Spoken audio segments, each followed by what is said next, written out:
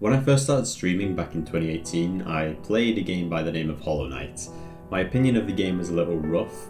I enjoyed it, don't get me wrong, but I didn't think it was the best game ever. I saw a lot of flaws in the game, and I can't say for sure if I'd have continued to play it without streaming. I compared the game to Dark Souls a lot. I kept calling the currency souls and saying, I need to rest at a bonfire as a joke. A bad one, but nonetheless it showed my attitude towards the game. I beat it, I didn't do all the bosses, but I did some optional ones and I killed the final boss. That was enough Hollow Knight for me. I was satisfied. Yet, despite all of that, I went and replayed the game a couple years later. My opinion of the game drastically increased. The whole world was a lot more charming to me now.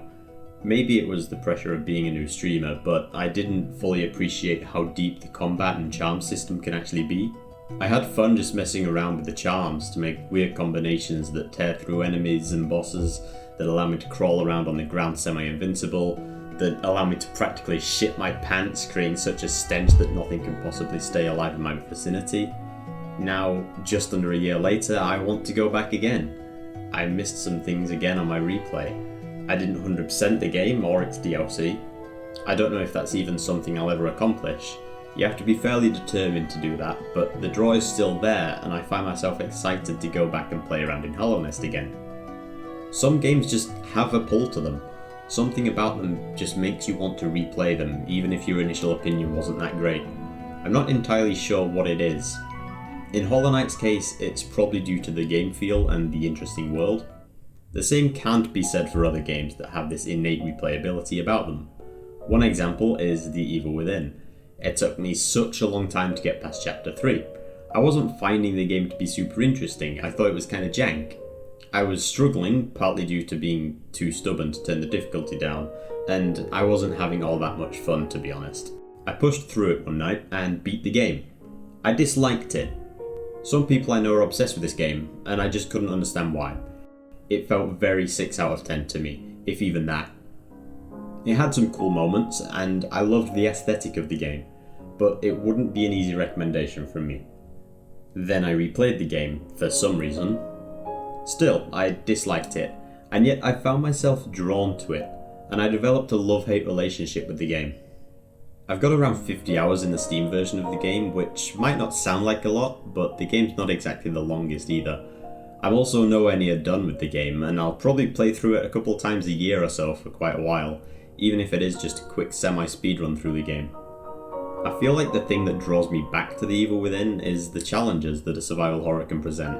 Harder difficulties unlock on initial completions, achievements are available for beating the game without upgrading, there's speedrun challenges to get, there's New Game Plus. But if only it was that easy. Other games have had this, and yet despite my enjoyment, I've not gone out of my way to replay them, or even have the want to replay them as much as I do The Evil Within. Resident Evil 2 had challenges like this, and I loved that game, but personally I've not felt the urge to beat them. In fact, The Evil Within 2 has these same challenges, and while I actually enjoyed that game more than I did the first, I still don't have the urge to replay it, or at least not as strong as I do for The Evil Within 1. It's not a case of a game simply being replayable. Replayability is something that game developers can implement in many ways. It doesn't necessarily mean that I'm going to get that urge to replay. I don't have the answer for what makes Hollow Knight or The Evil Within so special, but if I had to guess, it's that it feels like the developers had fun. There's love put into the game, and despite their flaws, their evident passion just shines through and makes them cozy in a way. They're nice experiences that I just do want to replay. I struggle to think of other games that fit into this category, which probably just shows that it's something highly subjective. Maybe you don't get this feeling about games, and that's totally valid, but if you do, it's worth thinking about why exactly that is. It's not something intentionally done by designers, but it's the strongest aspect of making a game memorable. I've been Torchii, thanks for watching.